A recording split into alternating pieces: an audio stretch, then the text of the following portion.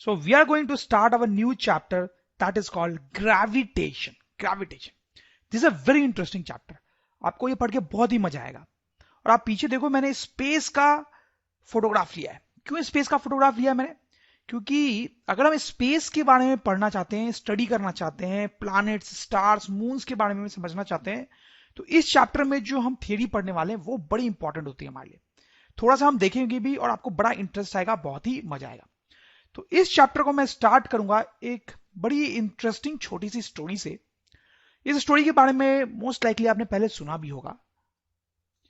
1665 year की ये story है. इंग्लैंड में घटी थी ये स्टोरी. ठीक. एक आदमी ओनली 23 इयर्स ओल्ड, मतलब बहुत ही यंग आदमी, एक एप्पल ट्री के नीचे बैठा हुआ था. सुना होगा आपने कहानी, आपको पता होगा, शायद नहीं है तो मैं बता ही रहा हूं कि 23 इयर्स ओल्ड एक यंग इंटेलिजेंट आदमी एक एप्पल ट्री के नीचे बैठा हुआ था और एक एप्पल टूट के उसके सर पे गिरा. ठीक है. अब देखो, ये तो बहुत ही नॉर्मल सी साधारण सी घटना है जो बहुत सारे लोगों के साथ होती है और इस साल से पहले भी कई बार हुई होगी, मतलब बहुतों बार हुई होगी. ठीक है, कि आप या कोई भी आदमी किसी पेड़ के नीचे बैठा हुआ है और कोई उस पर फ्रूट गिर जाता है पेड़ से. ठीक है. तो ये जो इवेंट था ये बहुत ही आम था, बहुत ही साधारण था. लेकिन ये जो आदमी नीचे बैठा हुआ था ना, ये बिल्कुल भी साधारण नहीं था. He was an absolute genius, absolute genius. इसे ये सोचना शुरू किया कि यार ये जो एप्पल नीचे गिरा वो आखिर नीचे क्यों गिरा. ठीक है. आप ऐसा सोचो ना कि ये ऊपर भी तो जा सकता था टूट के, राइट में भी जा सकता था टूट के, लेफ्ट में भी जा सकता था टूट के, लेकिन ये नीचे ही क्यों गिरा. ये आदमी ये सोचना शुरू करता है और उसके बाद उसने एक थियरी दी जिसको बोलते हैं यूनिवर्सल लॉ ऑफ ग्रेविटेशन. ये बहुत ही पावरफुल लॉ है फिजिक्स का. कई बार इसको सिर्फ लॉ ऑफ ग्रेविटेशन के नाम से भी जानते हैं. ठीक है, but to be more accurate we should tell it universal law of gravitation. तो ये लॉ क्या है ये भी हम देखेंगे. लेकिन ये आदमी कौन था आपको पता है? None other than Isaac Newton. A genius, an absolute genius. इनकी बात हमने पहले भी कुछ चैप्टर्स में की है और इस चैप्टर में भी हम जो पढ़ने वाले हैं वो सब इनकी ही देन है. ठीक है. तो इन्होंने क्या यूनिवर्सल लॉ ऑफ ग्रेविटेशन दिया था, that is what we are going to see. तो देखें, सपोज करें आप कि हमारे पास दो ऑब्जेक्ट्स हैं. जैसे फॉर एग्जांपल आप सोच सकते हो ये एक बॉल है हमारे पास जिसका मास है capital M. Mass is capital M. ठीक है. और ये एक और बॉल है, कोई ऑब्जेक्ट है जिसका मास है स्मॉल एम. ठीक है. तो कोई दो ऑब्जेक्ट्स हमारे पास, उनका कुछ मास है, इसका कैपिटल एम, इसका स्मॉल एम. उनके सेंटर्स के बीच में, इसका सेंटर और इसका सेंटर, दोनों के सेंटर के बीच में जो दूरी है जैसा कि दिखाया गया है दैट इज डी. ठीक है. तो ये यूनिवर्सल लॉ ऑफ ग्रेविटेशन देखो क्या बोलता है स्टूडेंट्स, कि ये दोनों ऑब्जेक्ट्स एक दूसरे को अट्रैक्ट करते हैं. मतलब जैसे ये जो ऑब्जेक्ट है, ठीक है, ये जो बॉल है, ये जो ऑब्जेक्ट है वो इसको अपनी तरफ खींचता है ऐसे फोर्स लगा के. ठीक है. ये जो ऑब्जेक्ट है वो इस ऑब्जेक्ट पे इधर की तरफ फोर्स लगाता है. ठीक है. और वैसे ये जो ऑब्जेक्ट है वो इस पे इधर की तरफ फोर्स लगाता है. मतलब देखा जाए तो हम बोल सकते हैं कि ये दोनों एक दूसरे को अट्रैक्ट कर रहे हैं. तो हम लिख सकते हैं यहां पे quickly, two objects having mass attract each other. एक दूसरे को अट्रैक्ट करते हैं. यहां पे दूसरी इंपॉर्टेंट पॉइंट जिसमें कई बार लोग कंफ्यूज हो जाते हैं वो आप समझ लीजिए कि इस पे जो अट्रैक्शन फोर्स F लग रहा है और इस पे जो अट्रैक्शन फोर्स F लग रहा है, दोनों की वैल्यू सेम होती है. मतलब अगर ये वाला फोर्स 100 न्यूटन का है तो ये वाला फोर्स भी 100 न्यूटन का होगा. दोनों बराबर होते हैं. ठीक. कुछ लोग कंफ्यूज हो जाते हैं कि ये बड़ा है तो इस पे ज्यादा फोर्स लगेगा, ये छोटा है तो इस पे कम लगेगा. ऐसा कुछ भी नहीं होता है. ठीक है. दोनों के दोनों फोर्स जो होते हैं वो बराबर होते हैं. ठीक है. Force on both objects is same. दोनों पे जो फोर्स है उसका मैग्नीट्यूड सेम होता है. इनफैक्ट ये जो फोर्स है और ये जो फोर्स है ये एक्शन रिएक्शन पेयर होते हैं. They are action reaction pair. ठीक है. This is an important thing, इसको आप याद रख सकते हैं. डिफिकल्ट क्वेश्चन जब पूछा जाता है एग्जाम में तो ये पूछा जा सकता है, एक्शन रिएक्शन पेयर. ठीक है. तो ये दोनों एक्शन रिएक्शन पेयर होते हैं. तो आपको तो पता ही है कि जो एक्शन रिएक्शन पेयर होते हैं उनकी वैल्यू सेम होती है, जो मैंने आपको यहां पे बताया, और डायरेक्शन उल्टी होती है, अपोजिट होती है. आप देख सकते हो ये राइट की तरफ लग रहा है और ये लेफ्ट की तरफ लग रहा है. ठीक है. तो ये दोनों एक्शन रिएक्शन पेयर होते हैं स्टूडेंट्स. ठीक है. तीसरा पॉइंट हम कुछ ऐसा लिख सकते हैं, ध्यान से देखें आप. force acts along the line joining the centers of both objects. ठीक है, कहने का मतलब है कि इन दोनों ऑब्जेक्ट के हम सेंटर को अगर ज्वाइन करते हैं, ठीक है, तो इस तरह से एक लाइन बनेगी यहां पे, ठीक है, जो मेरे कर्सर के लॉन्ग होगी। तो जो दोनों पे फोर्स होता है वो उसी लाइन के लॉन्ग लगता है। मतलब ऐसा नहीं है कि इस पे फोर्स इधर लग गया या इधर फोर्स लग गया, ऐसा नहीं होता है। दोनों पे जो फोर्स लग रहा है दोनों को ज्वाइन करने वाली लाइन के लॉन्ग लग रहा है। ठीक है स्टूडेंट्स, तो आप समझ रहे हो।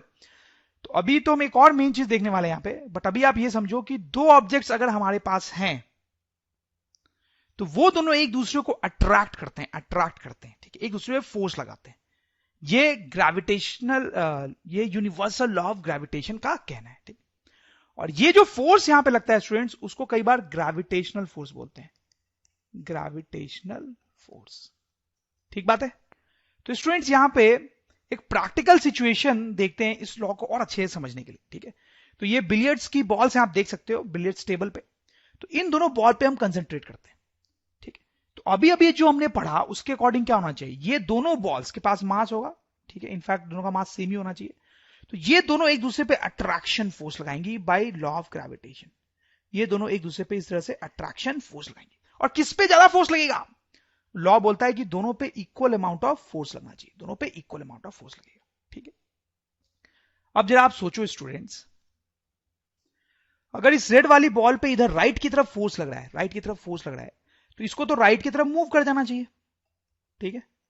वैसे ये जो व्हाइट वाली बॉल है उस पर लेफ्ट की तरफ फोर्स लग रहा है, तो उसको लेफ्ट की तरफ मूव कर देना चाहिए, ठीक है, होना चाहिए ऐसा।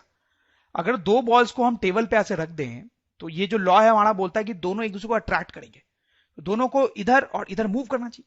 लेकिन क्या ऐसा एक्चुअली में होता है, नहीं होता है स्टूडेंट्स, ऐसा एक्चुअली में नहीं होता है। तो क्यों नहीं होता है, क्या गड़बड़ है यहां पे। तो एक्चुअली में क्या होता है स्टूडेंट्स कि ये जो फोर्स यहां पे लग रहा होता है ना, वो बहुत ही कम होता है, very very small, very very small, ठीक है। हम कैलकुलेट करके भी उसको देखेंगे थोड़ी देर में। तो यहां पर इन दोनों बॉल्स पे जो फोर्स लग रहा होता है वो इतना कम होता है, ये जो ग्रेविटेशनल फोर्स है वो इतना इतना इतना ज्यादा कम होता है कि उसका कोई इफेक्ट होता ही नहीं है। लग रहा होता है लेकिन इतना कम लग रहा होता है कि उसका कोई इफेक्ट हमें दिखाई ही नहीं देता है स्टूडेंट्स। अब जरा ये वाली फोटोग्राफ देखें आप, यहां पे ऑब्वियसली आप समझ रहे होंगे this is earth, mother earth, and this is actually moon, ठीक है स्टूडेंट्स, ठीक। अब देखो इसके पास भी अपना कुछ मास है और इसके पास भी अपना कुछ मास है। तो लॉ ऑफ ग्रेविटेशन के अकॉर्डिंग ये दोनों भी एक दूसरे को क्या कर रहे होंगे, इस तरह से अट्रैक्ट कर रहे होंगे, इक्वल फोर्स, ठीक, अट्रैक्ट कर रहे होंगे, ठीक। देखो जिस तरीके से ये दोनों बॉल पे ग्रेविटेशनल फोर्स लग रहा होगा, बिल्कुल उसी तरीके से इन दोनों पे भी ग्रेविटेशनल फोर्स लगेगा। लेकिन क्या होता है कि यहां पर ये जो ग्रेविटेशनल फोर्स लगता है ये बहुत लार्ज होता है, वेरी लार्ज, वेरी लार्ज, ठीक है। और क्योंकि ये फोर्स यहां पे बहुत लार्ज होता है तो इस फोर्स का इफेक्ट दिखाई देता है। और क्या इफेक्ट होता है इसका वो हम स्टडी भी करेंगे इस चैप्टर में आगे, ठीक। तो आप सोच रहे होंगे स्टूडेंट्स कि यहां पर वो फोर्स बहुत कम क्यों था और यहां पे वो फोर्स बहुत ज्यादा क्यों था। तो अभी थोड़ी देर हम ये भी देखेंगे कि ये जो फोर्स की वैल्यू होती है ये ऑब्जेक्ट्स के मास पे डिपेंड करती है। ये जो बॉल्स है उनका मास बहुत ही कम है, कम है, कम है, तो इसलिए फोर्स भी बहुत कम है, बहुत कम। लेकिन अर्थ और मून कितने बड़े होते हैं आप सोच के देखो, इनका मास भी बहुत ज्यादा होता है, इसलिए इनके बीच में जो ग्रेविटेशनल फोर्स लगता है वो बहुत ही ज्यादा लार्ज होता है स्टूडेंट्स, ठीक है। इसलिए यहां पर इस ग्रेविटेशनल फोर्स का इफेक्ट दिखाई देता है। जैसे अगर आप इस फोटोग्राफ में देखें तो this is again earth and this is actually sun, ठीक है। इस फोटोग्राफ में सन छोटा दिख रहा है आपको, लेकिन आप तो पता ही है आपको कि सन जो है वो तो अर्थ से बहुत बड़ा होता है। तो इन दोनों के बीच में भी उसी तरीके से ग्रेविटेशनल फोर्स लगता है। और क्योंकि अर्थ और सन का भी मास बहुत ज्यादा है तो यहां पर भी जो ग्रेविटेशनल फोर्स लगता है वो बहुत ज्यादा होता है और उसका इफेक्ट दिखाई देता है स्टूडेंट्स, ठीक। तो मैं आपको यह बताना चाह रहा हूं कि normal day to day life में जो ऑब्जेक्ट्स होते हैं उनका मास कम होता है, मास कम होता है, इसलिए ग्रेविटेशनल फोर्स छोटा होता है, इसलिए उसका इफेक्ट पता नहीं चलता है नॉर्मल लाइफ में। लेकिन हम सेलेस्टियल ऑब्जेक्ट्स को देखें, सेलेस्टियल ऑब्जेक्ट्स को देखें, प्लैनेट, स्टार्स, मून्स, तो उनका मास बहुत ज्यादा होता है, उनके बीच में जो ग्रेविटेशनल फोर्स होता है वो बहुत ज्यादा होता है, तो यहां पर उस फोर्स का इफेक्ट दिखाई देता है। कहने का मतलब है आप देखो कि यहां पर मान लो कुछ ये दो तीन ऑब्जेक्ट्स रखे हुए किसी टेबल पे, तो इन सबका आपस में मास है, जैसे हम इसको और अगर इसको कंसीडर कर लें तो ठीक है, तो ये दोनों एक दूसरे को अट्रैक्ट कर रहे होते हैं ग्रेविटेशनल फोर्स से, लेकिन उस फोर्स का कभी आपको इफेक्ट दिखाई नहीं देगा। क्यों? क्योंकि ये फोर्स यहां पे बहुत कम है। ये जैसे रूम है आप देखो, तो ये एक चेयर या सोफा सेट हो गया, ये टेबल हो गया, ये टेलीविजन हो गया, इन सबका मास है, लेकिन बहुत ज्यादा मास होता नहीं है। जैसे ये टेबल और ये टेलीविजन, ये दोनों भी एक दूसरे को अट्रैक्ट कर रहे होते हैं, ठीक है, दोनों पे इस तरह से फोर्स लग रहा होता है, लेकिन वो इतना कम फोर्स लग रहा होता है कि उसका इफेक्ट हमें दिखाई नहीं देता है, ठीक है। इस फोर्स के कारण ये ऐसा नहीं होता कि ये टेबल इधर मूव करने लगे, या ऐसा नहीं होता कि ये टीवी इधर मूव करने लगे, क्योंकि फोर्स इतना कम होता है।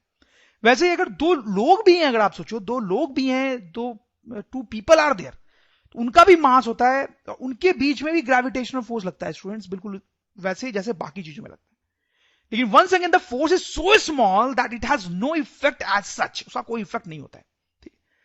तो gravitational force is a very important type of force, but the point is कि नॉर्मल ऑब्जेक्ट्स के बीच में वो बहुत कम लगता है, इसलिए उसका इफेक्ट दिखाई नहीं देता है। लेकिन जब हम प्लैनेट्स वगैरह की बात करते हैं तो उनका मास बहुत ज्यादा होता है, इसलिए वो ग्रेविटेशनल फोर्स ज्यादा होता है, तो वहां पर उसका बहुत इफेक्ट होता है। इसलिए जब हम एस्ट्रोनॉमी पढ़ते हैं खासकर, ठीक है, तो ग्रेविटेशनल फोर्स तो बिल्कुल जरूरी होता है जानना। चलो स्टूडेंट्स, तो हम आगे बढ़ते हैं, इस चीजों को मैं थोड़ा और एक्सप्लेन करूंगा एज वी मूव अहेड। तो अभी हमने देखा ग्रेविटेशनल लॉ के बारे में कुछ important points, and the most important thing is कि ये जो फोर्स है इन दोनों के बीच में जो लगता है, उसकी वैल्यू कैसे निकलती है। तो यहां पे एक फॉर्मूला होता है, F equals to G m m divide by d square, formula given by Newton. इस फॉर्मूले के हेल्प से दो ऑब्जेक्ट्स के बीच का ग्रेविटेशनल फोर्स निकाला जा सकता है, ग्रेविटेशनल फोर्स, ठीक है। तो यहां पर F क्या है वो तो आप समझ ही रहे हैं, ग्रेविटेशनल फोर्स, ठीक है, सारे टर्म्स की हम बात करेंगे। M क्या है, ठीक है, M जो है ये इसका और इसका मास है, ठीक है। D क्या है, दोनों के सेंटर्स के बीच की दूरी है, आप क्लियरली देख सकते हैं D क्या है। G जो है स्टूडेंट्स, G, उसके बारे में थोड़ी सी बात करनी जरूरी है। G is actually a constant जिसको यूनिवर्सल ग्रेविटेशनल कांस्टेंट के नाम से जाना जाता है, ग्रेविटेशनल कांस्टेंट के नाम से जाना जाता है, ठीक है। और इसकी वैल्यू जो है that is 6.673 into 10 to power minus 11 होती है। यहां पे यूनिट भी आती है जिसके बारे में हम बात थोड़ी देर में करेंगे, ठीक है। तो जी एक कांस्टेंट होता है, मतलब उसकी वैल्यू फिक्स्ड है, ठीक है। जैसे आप समझो ना कि यहां पर हम अलग अलग टाइप की बॉल्स ले लें, छोटी बॉल, बड़ी बॉल, अलग अलग टाइप की बॉल्स लें, तो ये एम क्या हो जाएंगे, चेंज हो जाएंगे, ठीक है। इन दोनों बॉल्स के बीच की अगर हम दूरी को भी बढ़ा सकते हैं, कम कर सकते हैं, तो डी भी चेंज हो सकता है। लेकिन ये जी जो है वो फिक्स्ड है, आप दुनिया की कोई भी बॉल ले लो, उनके बीच का कुछ भी डिस्टेंस ले लो, और इन दोनों बॉल्स को आप अमेरिका में रखो, इंडिया में रखो, चाइना में रखो, कहीं भी रखा के रखो, ठीक है, ये जो जी की वैल्यू होती है वो हमेशा इतनी ही होती है, ठीक है। That is why it is called a constant, और इसको एक नाम दे दिया गया यूनिवर्सल ग्रेविटेशनल कांस्टेंट। इसकी जो वैल्यू मैंने आपको बताई है वो हेनरी कैवेंडिश द्वारा बताई गई थी, हेनरी कैवेंडिश, बहुत ही अच्छे साइंटिस्ट थे ये, उन्होंने कुछ एक्सपेरिमेंट्स करके जी की ये वैल्यू एक्चुअली हमें बताई थी। तो देखा जाए स्टूडेंट्स, तो these are the points of universal law of gravitation, ठीक है। इसका स्टेटमेंट भी हम थोड़ी देर में लिख लेंगे अभी, बट कुछ क्वेश्चंस करके इस फॉर्मूले को और अच्छे से समझने की हम कोशिश करते हैं। जैसे देखते हैं इस छोटे से क्वेश्चन के बारे में, तो इन दोनों बॉल के बीच में ग्रेविटेशनल फोर्स लगता है, थोड़ा सा हमने डिस्कस किया है, वो ही कितना लगता है स्टूडेंट्स, वही हमें कैलकुलेट करना है, ठीक है, वही क्वेश्चन है। तो दोनों बॉल का मास दिया हुआ है 1 kg, ठीक है, उनके बीच का डिस्टेंस दिया हुआ है 0.5 metre. Find the value of gravitational force between the two balls, ठीक है। तो कैसे निकालेंगे, बहुत